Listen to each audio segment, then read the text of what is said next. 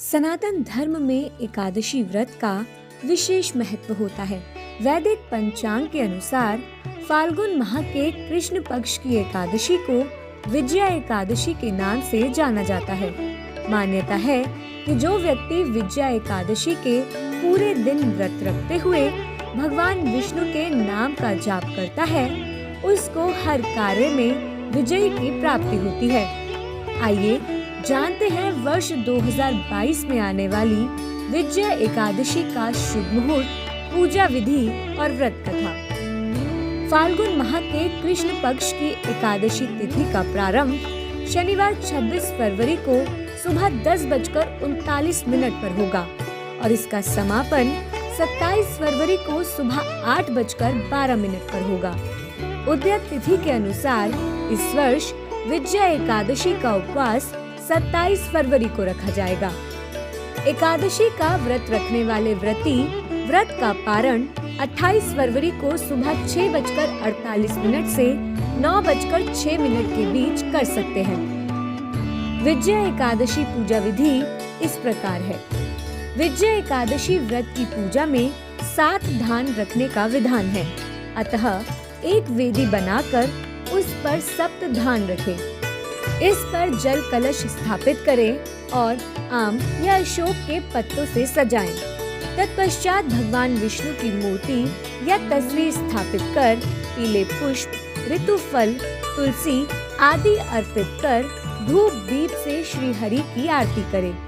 व्रत की सिद्धि के लिए घी का अखंड दीपक जलाएं एवं इस दिन दीप दान करना बेहद शुभ माना गया है। इस दिन श्री हरि भक्तों को परनिंदा, छल कपट, लालच और द्वेष की भावनाओं से दूर रहकर श्री नारायण को ध्यान में रखते हुए भक्ति भाव से व्रत करना चाहिए। धार्मिक मान्यता है कि विजया एकादशी व्रत रखने वाले जातकों को भगवान विष्णु के पूजन के समय इस एकादशी से जुड़ी व्रत कथा का पाठ जरूर करना या सुनना चाहिए।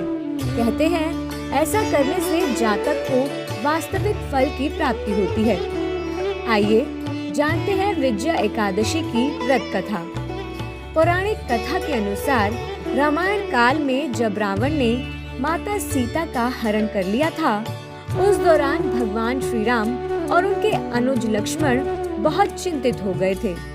इस दौरान पवन पुत्र हनुमान जी की मदद से उनकी सुग्रीव से मुलाकात हुई, जिसके बाद वे वानर सेना की मदद से रावण की लंका पर चढ़ाई करने के लिए विशाल समुद्र के तट पर पहुंच गए।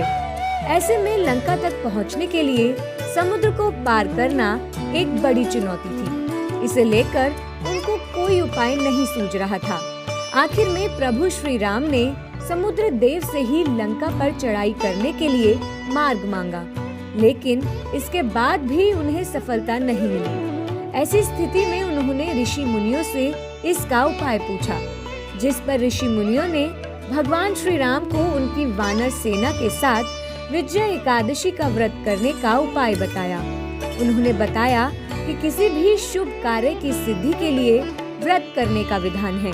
ऋषि मुनियों की बातें सुनकर प्रभु श्री राम ने फाल्गुन मास के कृष्ण पक्ष की एकादशी तिथि को वानर सेना के साथ मिलकर विधि विधान से विजया एकादशी का व्रत किया।